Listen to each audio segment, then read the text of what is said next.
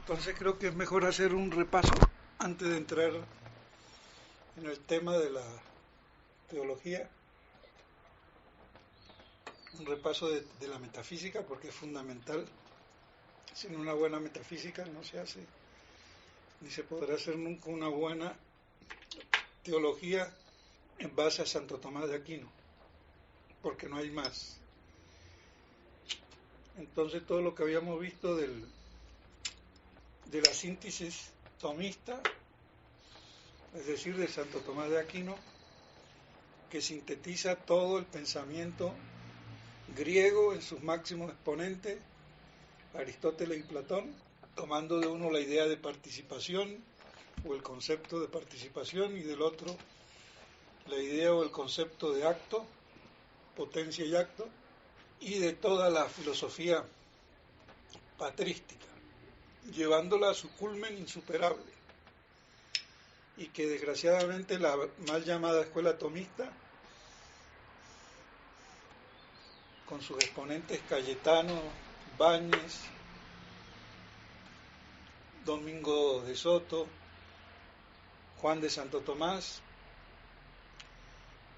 se desvirtúa porque no entendieron la noción del esse, utactus essendi, que es lo que constituye al ente, siendo lo más formal, formalísimo, como dice Santo Tomás, siendo lo que constituye al ente y lo hace subsistir, siendo participado por causalidad en la creación y recibido por la materia que lo restringe, lo limita o lo imperfecciona a hacer esto o aquello,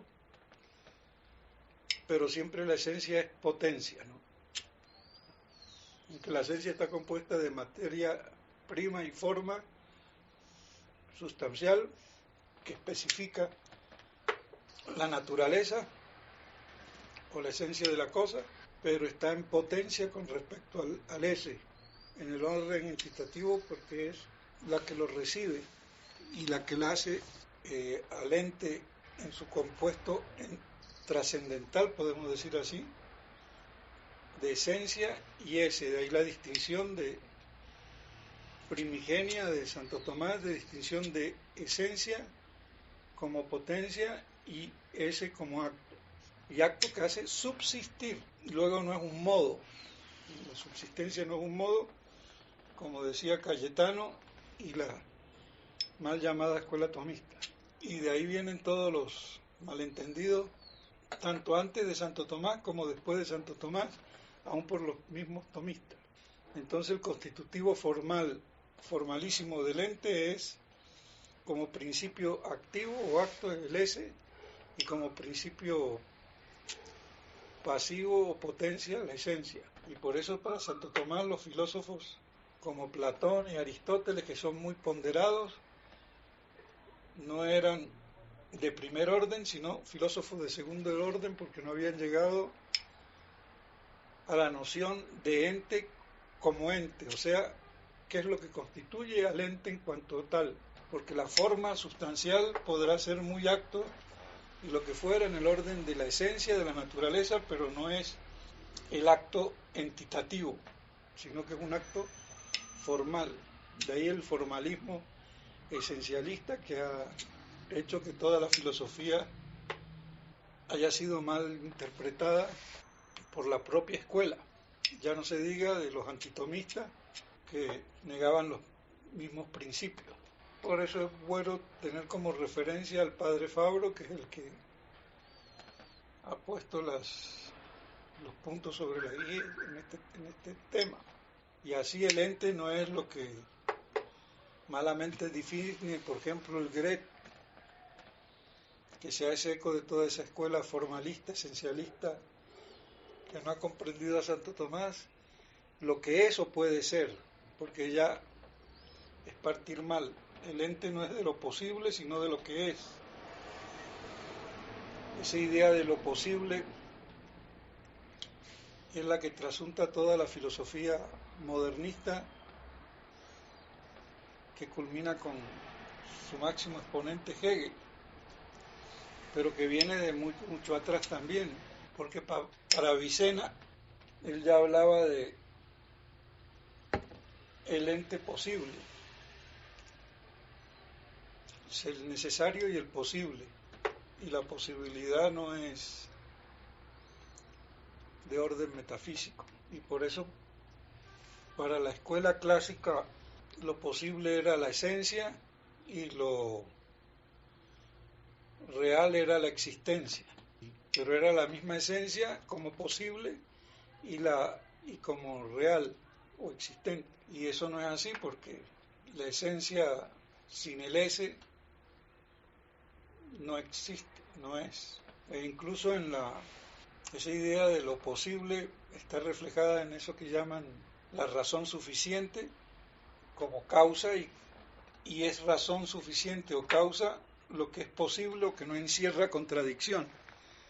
Y por eso la filosofía moderna incluso niega la causalidad como tal. No sé si me explico. Sí. ¿Cómo así la causalidad, padre? Claro, porque la causalidad concebida como causa suficiente y la causa suficiente entendida como lo que no encierra contradicción, eso no quiere decir que sea, eso no es ningún principio de causalidad. La causalidad se da por la creación, y la creación como su primer efecto el es recibido en la esencia que también es creada, pero no es una razón suficiente como puro posible que lo causa. Vienen esos malos entendidos e incluso negar las pruebas de la existencia de Dios al negar la causalidad. Porque si yo considero como causalidad la razón suficiente, como hace, por ejemplo, Garrigou Lagrange, que pasa por ser uno de los más conocidos tomistas del siglo XX, pues está admitiendo un principio que no es tomista y que es modernista, porque la razón suficiente no es lo que no encierra contradicción. La causalidad va en el orden del ser y que exige la causalidad de la primera causa, o exige una primera causa que causa, y no como simple no contradicción como posible. Entonces, retener que el orden entitativo tiene dos coprincipios entitativos que son la esencia como potencia, formada a su vez de acto, forma sustancial y materia prima que es potencia, pero ambos en el orden entitativo son la esencia que está en potencia con respecto a su acto, que es el S, que hace subsistir. Sin el S nada subsiste, nada es, y por eso las cosas existen. Y por eso Santo Tomás modifica la noción de sustancia de Aristóteles, traída por Boecio, que hacía de la sustancia intelectual la esencia más perfecta. Porque aunque la esencia más perfecta sea el inteligir, sin embargo el inteligir no es la perfección máxima, sino el subsistir. Y por eso Dios es el ipsum esse subsisten, y no el ipsum esse intelligence. Pero que en Dios el subsistir en plenitud implica el vivir, el inteligir y todo eso.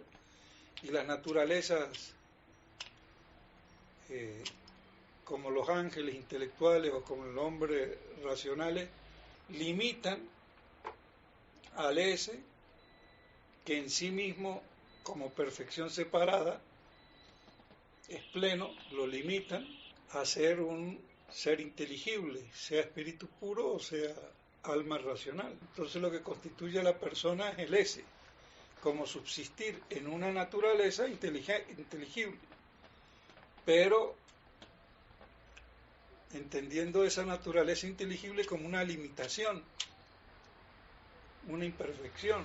Y se entiende eso, se lo entiende a Santo Tomás, y si no, no se lo entiende. Y por eso todos los seres que nosotros conocemos y que son esos seres por participación.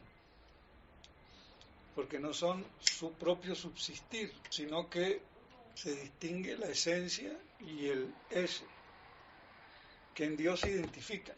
En cambio, en la criatura es compuesta, y de ahí la distinción real de esencia y ese. Y en Dios esa distinción no hay porque es su esencia, es su ser, y su ser pleno, plenitud de ser. Mientras que para todos los otros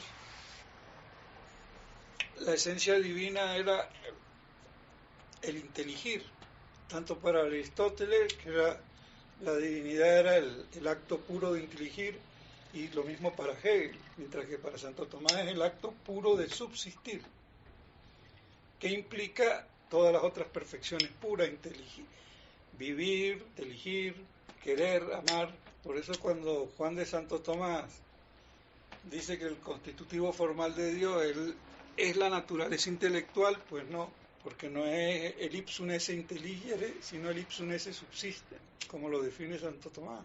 Y por eso en Éxodo creo que la definición de Dios es ego sum qui sum, yo soy el que soy. ¿Por qué? Porque soy la plenitud de ser, la plenitud de subsistir, sin ninguna limitante de parte de la esencia que me hace ser tal o cual cosa y no otra.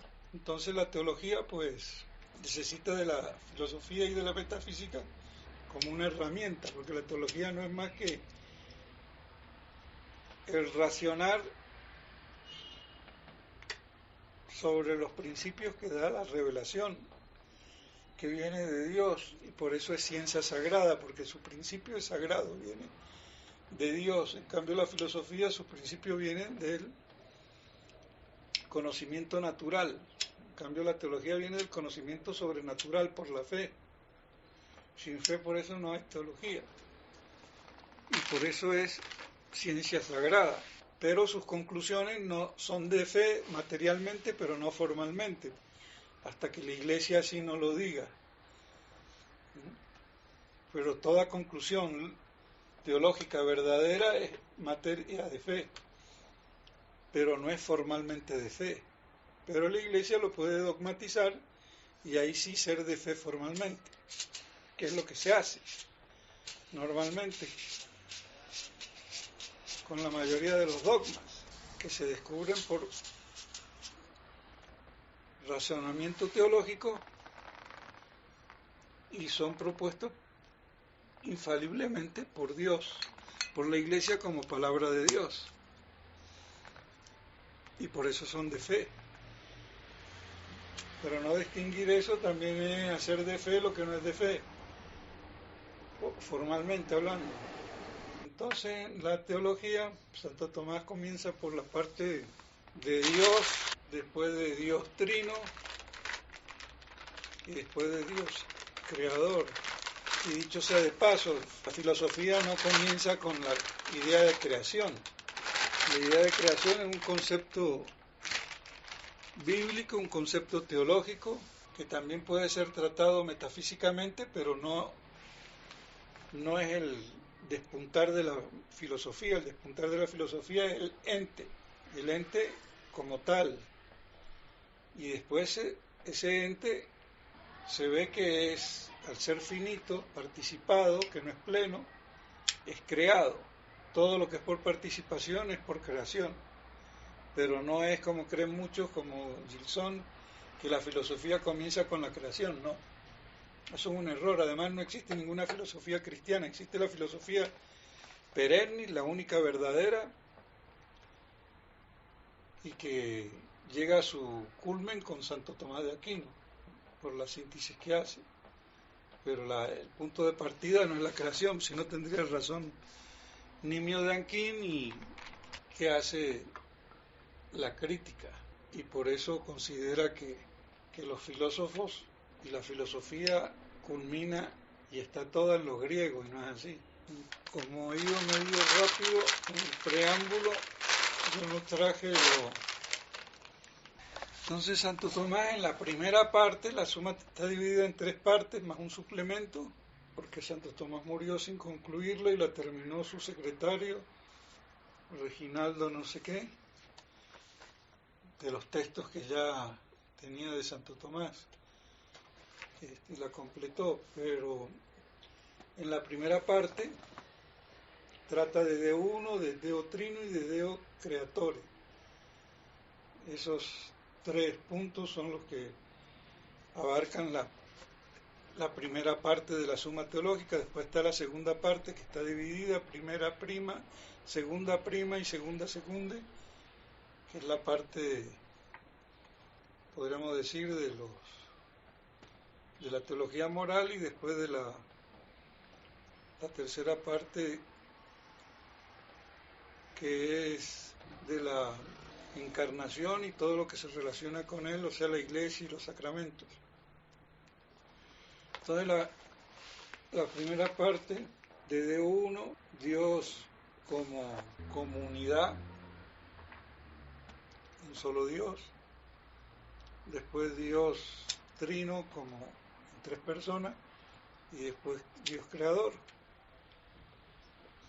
Entonces, como Dios uno, tenemos la simplicidad de Dios, la perfección de Dios, la bondad de Dios, la infinitud de Dios,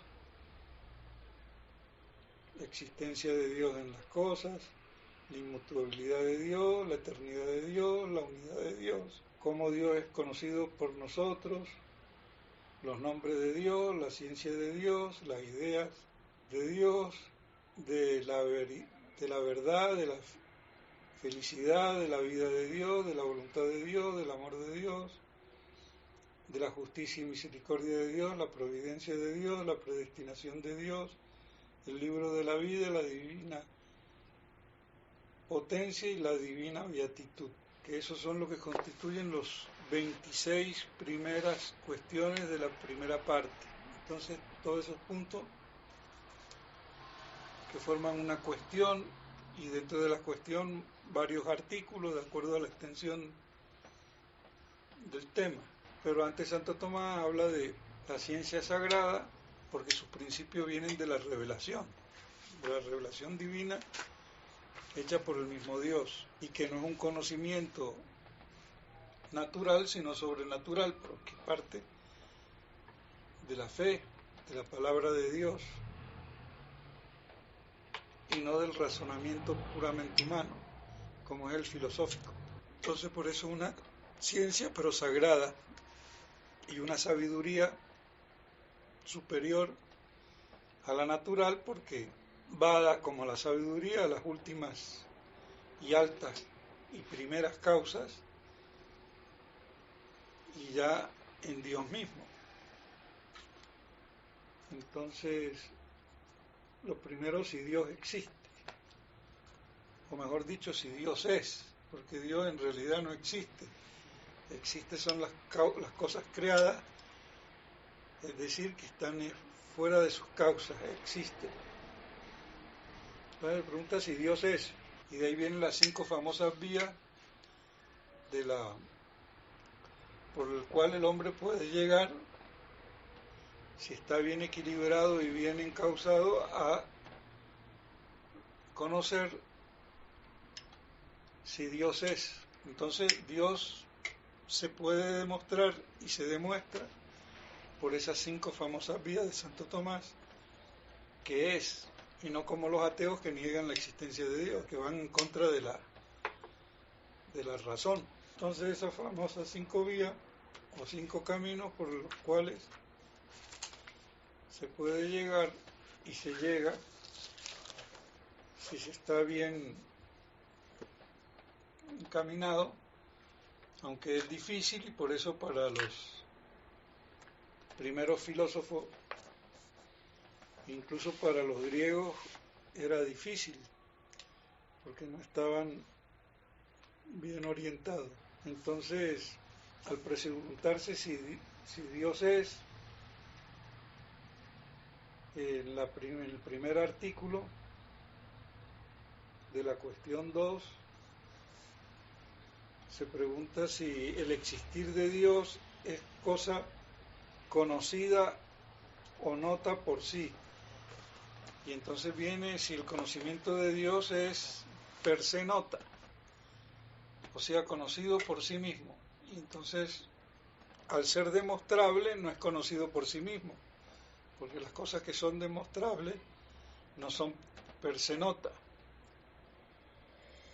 Y de ahí viene todo el problema del conocimiento intuitivo de Dios, el argumento del ontologismo, que si la idea de Dios es innata, como pensaba Descartes, y no es innata porque el hombre la adquiere, y la adquiere a través del conocimiento, aunque también la adquiere por la fe, porque la existencia de Dios es conocida tanto por la fe y tanto por la razón. Entonces no es una idea innata, que no hay que confundirlo con el argumento ontológico de San Anselmo, que aunque el nombre es lo mismo o parecido, pero no confundir el argumento ontológico de San Anselmo con las ideas innatas. Porque San Anselmo lo que quería decir es que si yo ya tengo la idea de Dios, no puedo concebir que no exista, porque un ser perfecto, pleno, y que no sea es una estupidez. Pero ¿de dónde saco yo esa idea de Dios? Yo la saco a través del discurso del raciocinio. Entonces no es innata, es adquirida. Y es adquirida por todo un proceso del conocimiento humano, de la abstracción, que va adquiriendo la idea, la noción, la esencia de las cosas, y después llega a la idea perfecta, que es la idea de Dios, y se prueba la existencia de Dios por esas 5 vías. Entonces, esas vías son la de la primera causa, la del motor inmóvil, la de la contingencia, y teniendo como noción de contingencia no lo que se entiende como lo posible o lo que puede ser, que eso ya es una concepción que forma parte de la filosofía moderna, sino de la contingencia como perecedero. Lo contingente es lo corruptible. Después la idea de perfección y después la del orden. O sea, un principio ordenador. Esas son las 5 vías.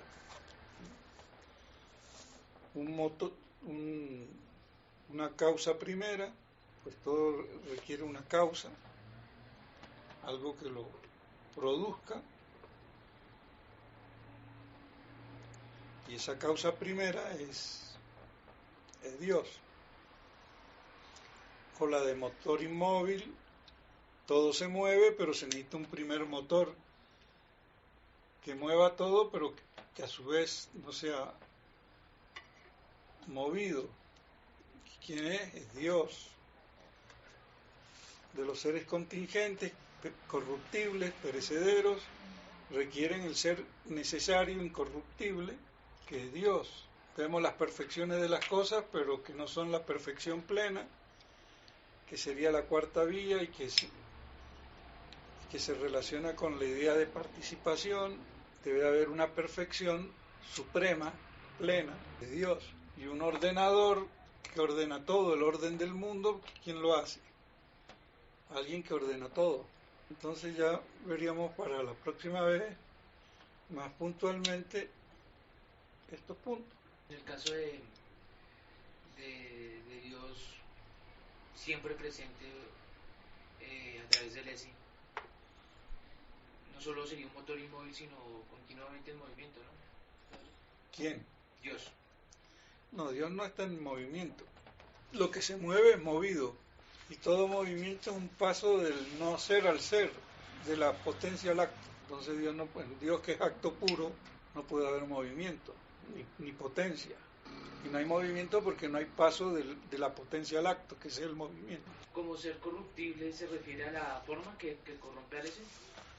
No, ser corruptible es que uno ve que las cosas son perecederas, son corruptibles. Nosotros vemos el orden de la sustancia material compuesta de materia que es corruptible, aunque hay como las estrellas y los astros que no son contingentes porque no son corruptibles, y por eso para Santo Tomás y para muchos otros los astros y las estrellas eran incorruptibles porque la forma agotaba toda la potencialidad de la materia, entonces no podía cambiar de forma y eran necesarios, pero necesarios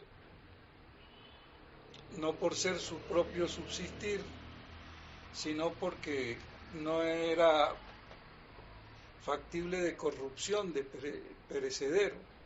Pero normalmente en la filosofía que pasa por clásica lo contingente es lo posible, no, eso es un error. Lo contingente es lo corruptible, y hay cosas que son creadas y necesarias y no son corruptibles. El alma no es corruptible, el ángel no es corruptible, son creados, pero la tercera vida de la contingencia parte de los seres corruptibles, porque nosotros no vemos los espíritus puros, y ni tampoco el alma, vemos al hombre, y después se deduce que esa alma es, por sus facultades de inteligir y de amar, espiritual, y por eso es inmortal, porque tiene su subsistencia inherente, sin capacidad de corrupción, pero el hombre sí se corrompe, porque está compuesto de cuerpo. Entonces para la próxima vez vemos punto por punto y más en detalle todo lo que Santo Tomás expone. Y por hoy acabamos.